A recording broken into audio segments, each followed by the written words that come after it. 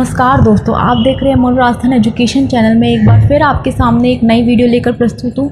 और आज इस वीडियो में अपन बात करेंगे कि जो भी बच्चे सेकंड ग्रेड भर्ती परीक्षा की तैयारी कर रहे हैं वो ये 5 गलतियाँ मैक्सिमम करते हैं और इन 5 गलतियों की वजह से ही उनका सिलेक्शन रुक जाता है या फिर उनके नंबर कम आते हैं। वो इतना पढ़ते हैं फिर भी उनका सिलेक्शन नहीं होता या फिर उनके जो क्वेश्चन सही हो रहे होते हैं वो गलत हो जाते हैं। तो ऐसी कौन सी 5 गलतियाँ हैं जिनकी वजह से ज़्यादातर बच्चे सिलेक्शन रहने से रहते हैं। देखिए, मैं भी शिक्षा विभाग में जॉब कर रही हूँ और मैंने मात्र 6 महीने तैयारी करी थी और मेरा फर्स्ट अटैम्प्ट था जिसमें मैंने सिलेक्शन लिया। ठीक है, मैंने सिर्फ 6 महीने पढ़ाई करी थी और फर्स्ट अटैम्प्ट में मैंने सेलेक्टेड हुई थी। तो मैंने कौन सी ऐसी चीज़ें थी या फिर ऐसी 5 गलतियाँ थी जो मैंने नहीं करी और इन 5 गलतियों को ना करके ही मैंने सिलेक्शन अपना पक्का किया। और ना केवल सिलेक्शन हुआ मेरा, बल्कि मुझे मेरा गृह जिला मिला जिसमें मैं अब सर्विस दे रही हूँ। तो मैं आपको ऐसी गलतियाँ ही बताऊँगी जो आप ना करें ताकि आपका सिलेक्शन भी ना रुके और आपका जो स्कोर है वो भी अप हो, डाउन ना हो जाए। ठीक है, तो अपन अपनी वीडियो को स्टार्ट करते हैं। देखिए, सबसे पहली गलती जो बच्चे करते हैं वो बिना सिलेबस देखे पढ़ाई करना। बच्चे क्या करते हैं, देख लिया कि राजस्थान जीके आएगी तो राजस्थान जीके रटने बैठ गए। उसमें ये नहीं देख रही कि राजस्थान जीके में कौन कौन से टॉपिक आएंगे, क्योंकि आप जब अपना सिलेबस अच्छे से देखेंगे तो आपको दिखेगा कि इसमें एक एक टॉपिक बहुत स्पेसिफाइड दे रखा है आपका कि ये टॉपिक आपका आएगा। उसके बाहर जब पेपर जाएगा ही नहीं तो आप क्यों राजस्थान जीके के सारे टॉपिक्स पढ़ने बैठ रहे हैं। आपको सब कुछ नहीं पढ़ना, आप में जो सिलेबस में स्पेसिफाइड टॉपिक्स है आपको केवल वो टॉपिक्स पढ़ने हैं। ठीक है, क्योंकि बच्चे क्या करते हैं कि जो टॉपिक आ रहे होते हैं वो तो अच्छे से करते नहीं है, बाकी जो इजी टॉपिक्स है ना वो अच्छे से कर लेते हैं। लेकिन ऐसा नहीं है, अगर कोई टॉपिक आपका पेपर में आ रहा है और वो टफ भी है तो भी आपको वो प्रिपेयर करना ही है, क्योंकि जो लड़ाई है कंपटीशन एग्जाम में वो 1-1, 2-2 नंबर की लड़ाई होती है। तो इस वजह से आपको अपना सारा सिलेबस कंप्लीट करना होता है थ्रू आउट। ठीक है, तो सबसे बड़ी गलती यही करते हैं बच्चे कि जो अपना तैयारी करने लग जाते हैं लेकिन अपना सिलेबस अच्छे से नहीं पढ़ते। तो इसका करने का सही तरीका यही है कि आप अपना सबसे पहले प्रिंट आउट निकालें सिलेबस को और उसको जहाँ पे भी आप पढ़ रहे हैं वहाँ पे या तो वॉल पे चिपका दें या आपकी कोई टेबल है उस पर रख लें और डेली उसको मार्क करें, उसे हाईलाइट करें कि आपको आज क्या पढ़ना है, कल क्या पढ़ना है। जो आपने आज पढ़ लिया उसको कल पढ़ें वापस से, है ना। मतलब आपको अपना सिलेबस देखते हुए पढ़ाई करनी है, सिलेबस के बाहर नहीं पढ़ाई करनी।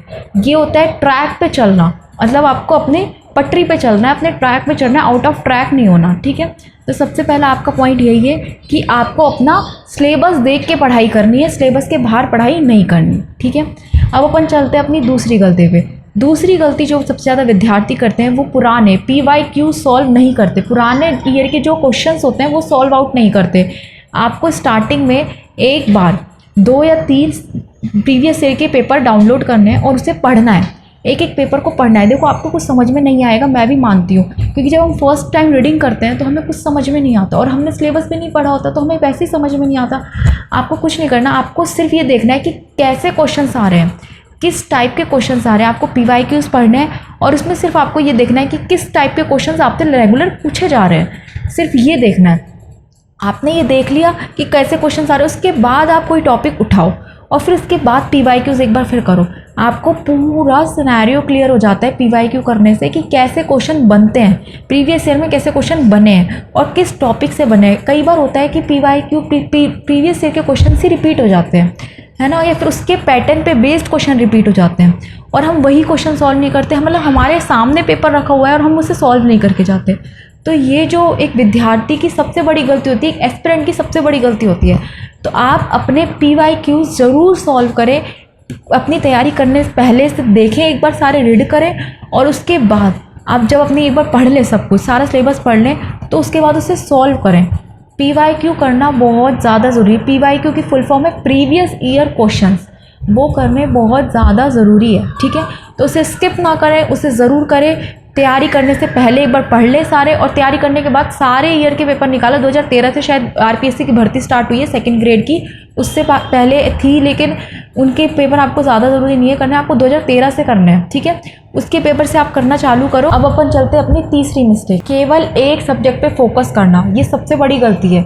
बच्चे क्या करते हैं, पूरा सिलेबस है लेकिन किसी किसी की मैथ्स रीजनिंग बहुत अच्छी होती है तो वो सारा दिन मैथ्स रीजनिंग उसमें ही लगे रहते हैं। किसी का जीके का पोर्शन बहुत अच्छा होता है तो वो जीके में लगे रहते हैं। आपको एक सिलेबस पे ही एक ही टॉपिक या फिर एक ही सब्जेक्ट पे फोकस नहीं करना, आपको सारे सब्जेक्ट को बराबर समय देना है। आप क्या करते हैं कि एक ही सब्जेक्ट पे ज़्यादा फोकस करते हैं ना, तो वो आपको नंबर तो दिलाता है, बहुत अच्छे नंबर दिलाता है, आपके उसके सारे क्वेश्चन सही हो जाते हैं, लेकिन ये कंपटीशन एग्ज़ाम है, इसमें आपको सारा एरिया कवर करना ही पड़ेगा। ठीक है, तो आप सारे टॉपिक्स को बराबर समय दें। ठीक है, बिल्कुल बराबर समय दें सारे टॉपिक्स को। जैसे आपका राजस्थान जी के है, उसको आप 2 घंटे दें सुबह। फिर आपका इंडियन का पार्ट आता है, उसको आप टाइम दें। साइकोलॉजी को आप अलग, मतलब आपको सबका, और फिर आपका सब्जेक्ट कंसर्न भी है, उसको आप अलग से टाइम दें, क्योंकि वो आपका 350 नंबर का होता है अकेला, तो वो आपको जो आपकी स्कोरिंग है वही बढ़ाएगा मेन।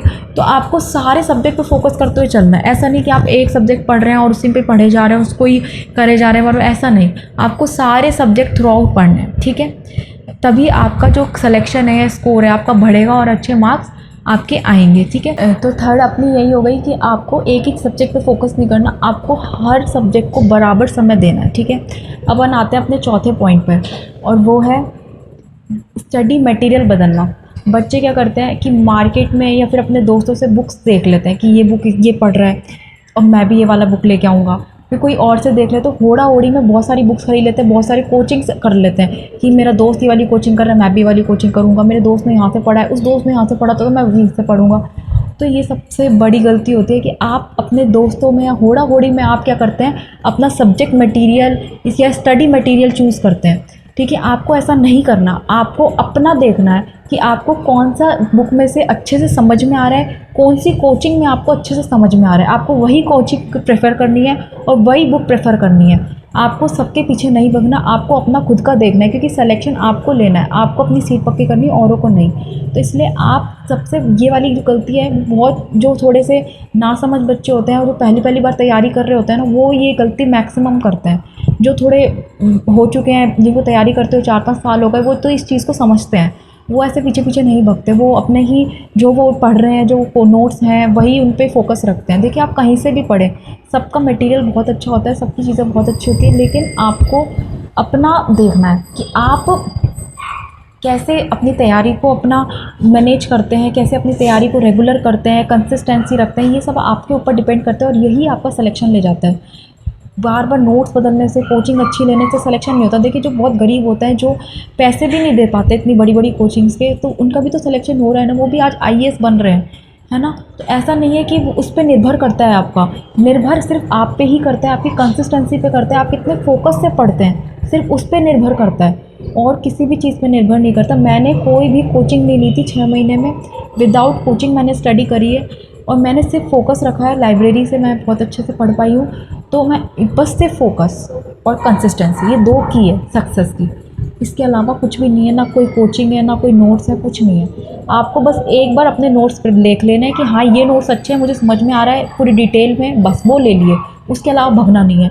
बुक देख लो, बुक ये अच्छी है, इसमें क्वेश्चन है काफ़ी, ये बुक है, ठीक है, बस इसके अलावा कुछ नहीं। ठीक है, अब अपन आते हैं अपनी 5वीं गलती पे। अपनी 5वीं गलती है मॉक टेस्ट ना देना और रिवीजन नहीं करना। सबसे ज़्यादा बड़ी गलती। बच्चे क्या करते हैं, पढ़ तो सब लेते हैं, सब कुछ अच्छे से कर लेते हैं, लेकिन मॉक टेस्ट ही नहीं देते। और मॉक टेस्ट ना देना ही सबसे बड़ी, मॉक टेस्ट ना देना ये सबसे बड़ी गलती है, क्योंकि मॉक टेस्ट ना देके आप क्या करते हैं, प्रैक्टिस ही नहीं करते। और प्रैक्टिस ना करना सबसे बड़ी गलती होती है, क्योंकि अपन पढ़ तो लेते हैं, लेकिन अगर अपनी प्रैक्टिस ही नहीं होगी तो अपन उस चीज़ को पेपर में नहीं कर पाएंगे। हमें प्रैक्टिस ही सिखाती है कि कैसे टाइम मैनेज करना है, कैसे नेगेटिव मार्किंग कम करनी है, कैसे हमें अटैम्प्ट करना है, तो वो सब अपन को मैनेजमेंट ही सिखाता है ना। तो इसलिए मैं ये कह रही हूँ कि आप अपना जो मॉक टेस्ट है वो मैक्सिमम दे और अपना रिवीजन वो रेगुलर करते रहें। मैंने टाइम मैनेजमेंट की काफ़ी वीडियो डाली हुई है, काफ़ी और भी अदर वीडियोस डाली है, आप चैनल पे देख सकते हैं। इस वीडियो में मैं इतना ही रखूँगी, मिलते हैं अगली वीडियो में। अगर आपको कोई और वीडियो चाहिए तो आप कमेंट बॉक्स में कमेंट करके बताना। इस वीडियो में इतना ही, धन्यवाद वीडियो देखने के लिए। जय हिंद, जय भारत।